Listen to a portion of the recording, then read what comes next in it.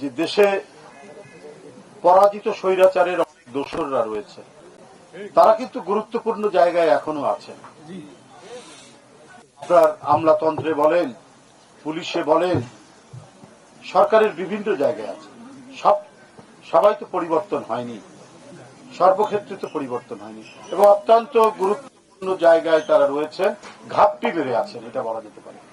তারা ঘাপটি মেরে আছেন। কোথায় কি নাশকতা, কোথায় কি চক্রান্ত করছেন তার কোনো ঠিক নেই। এই দেশটাকে নিয়ে যে ধরনের কচলানো হয়েছে, এই দেশের মানুষের টাকা যেভাবে আত্মসাৎ করেছে গত সরকার, এটা ভাষায় বর্ণনা করা যাবে না, কথা দিয়ে বর্ণনা করা যাবে না। আজকে সাবেক প্রধানমন্ত্রী হাসিনার পুত্র সজীব ওয়াজেদ জয় এবং তাদের নামে মার্কিন যুক্তরাষ্ট্রে $350 বিলিয়ন টাকা পাচারের আরেকটি কাহিনী উঠেছে, যেটা মার্কিন যুক্তরাষ্ট্রের সর্বোচ্চ কেন্দ্রীয় গোয়েন্দা সংস্থা তারা এটা তদন্ত করছে।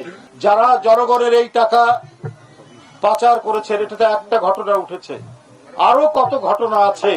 সেই ঘটনাগুলো চাপা দেওয়ার জন্যই 9 তলা ভবনের কয়েকটি মিনিস্ট্রি, এর মধ্যে যে কত করাপশন, কত দুর্নীতি, কত হাজার হাজার কোটি টাকা পাচারের যে কাহিনী ছিল, সেটা যাতে আপনার আলোর মুখ দেখতে না পারে, সেই কারণেই এই চক্রান্ত, এই ষড়যন্ত্র করা হয়েছে।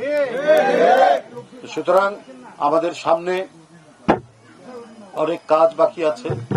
আমরা যদি গণতন্ত্রকে একটি স্থায়ী রূপ দেই, আমরা যদি আমাদের স্বাধীনতা সার্বভৌমত্বকে রক্ষা করতে পারি, তাহলেই এই দেশটি টিকবে, এদেশের মানুষের নাগরিক স্বাধীনতা নিশ্চিত হবে। পার্শ্ববর্তী দেশ থেকে দেখেন, গোটা পৃথিবীর সমস্ত দেশ রাষ্ট্রনায়করা তারা শেখ হাসিনার এই পতন এবং নতুন যে একটা গণতন্ত্রের সম্ভাবনার জন্য তারা এদেশের গণতন্ত্রকামী আন্দোলনরত যারা শহীদ হয়েছেন এবং যারা সংগ্রাম করেছেন, আহত হয়েছেন, প্রত্যেকের প্রতি তারা সংহতি জানিয়েছেন।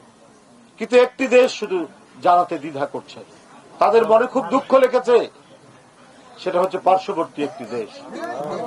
তারা শেখ হাসিনাকে আবার ফিরিয়ে আনার জন্য, তারা শেখ হাসিনাকে টিকিয়ে রাখার জন্য নানা ধরনের চক্রান্ত ষড়যন্ত্র করছে, এবং তারা বলছে